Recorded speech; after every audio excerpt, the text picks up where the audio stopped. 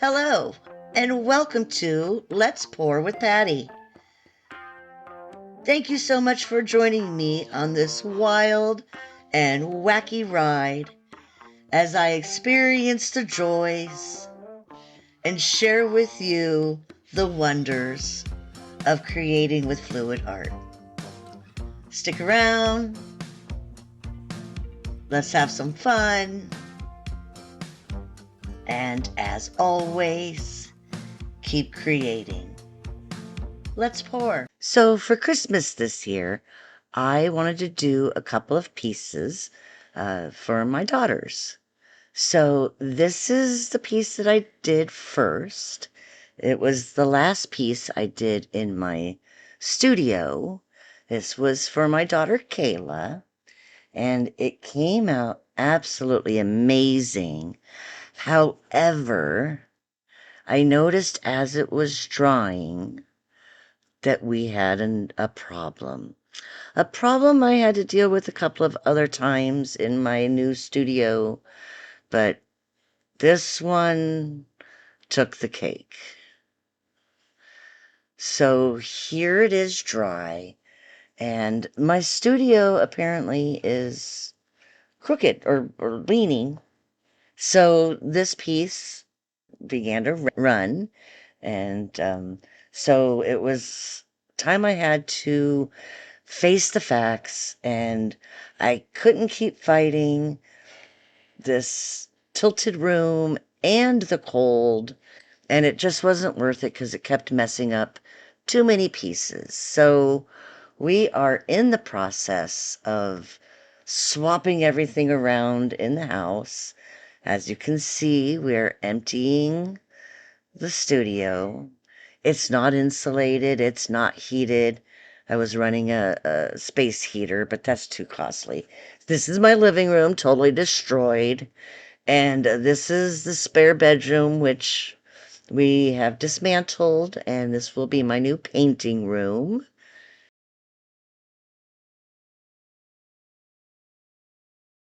It's a little bit bigger. I was going to use our other bedroom, this room, as the painting room, but it's way too small, so we are in the process of swapping all this stuff over to the other room, and then this is just going to be my supply room, where I'll put all my supplies.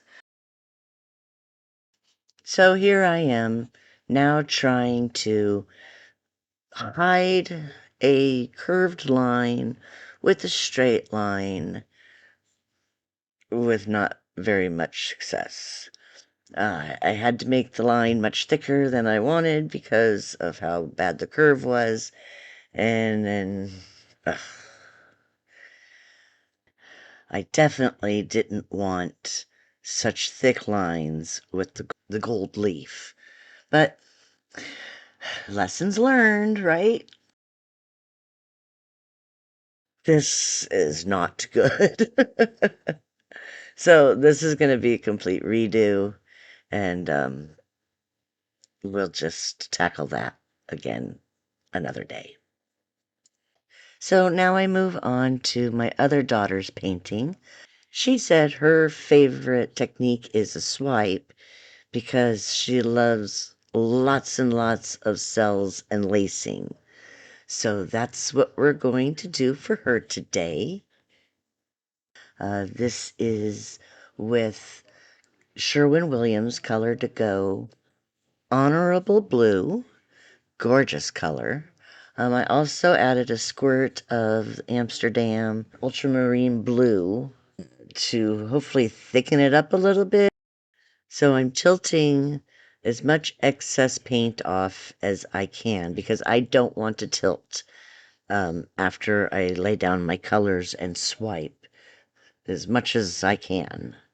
So it took the whole quart to cover this canvas, which is a 24 by 36 level 1.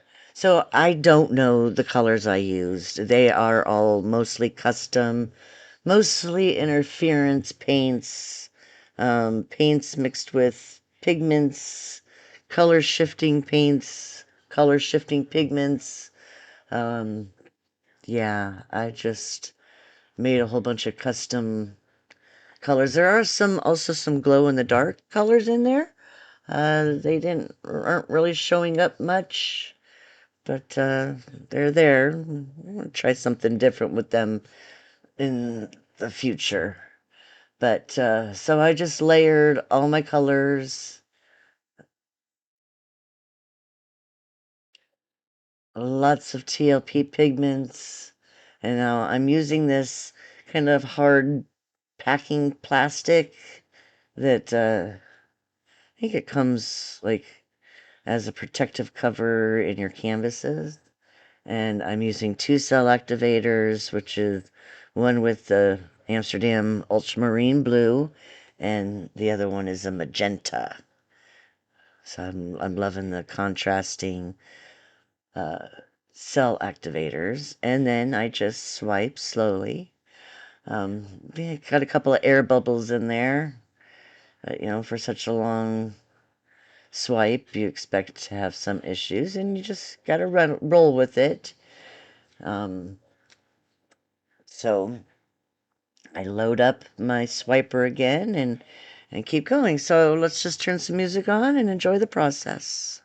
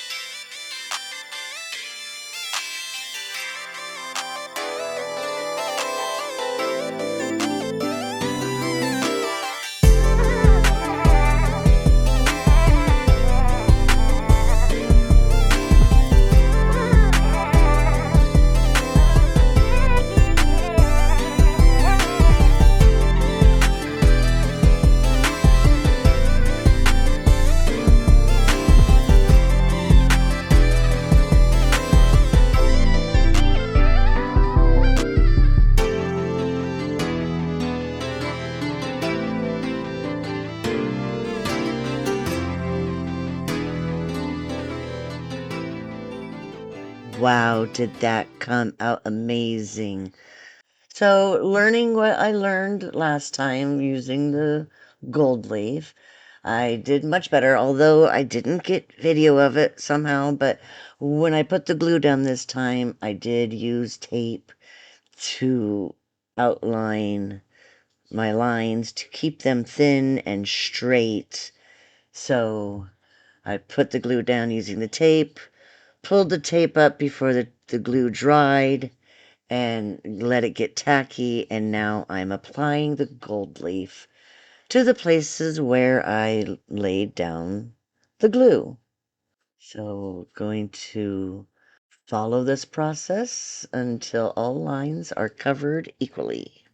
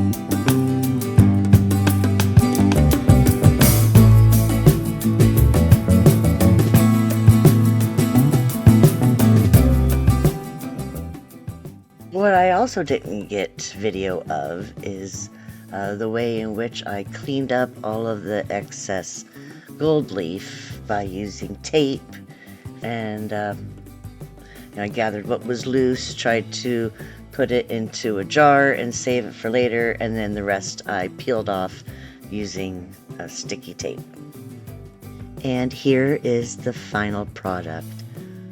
Wow, absolutely gorgeous. It definitely has a stained glass look to it. I'm loving the small, almost hidden hints of the gold leaf.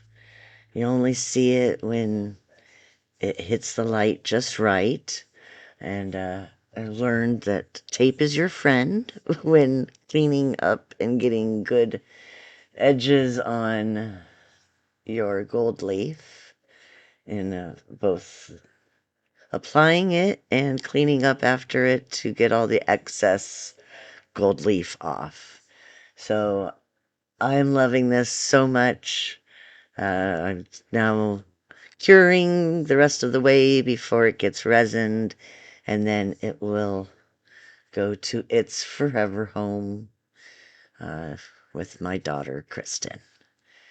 I hope she loves it. I know I love you. Thank you all so much for joining me.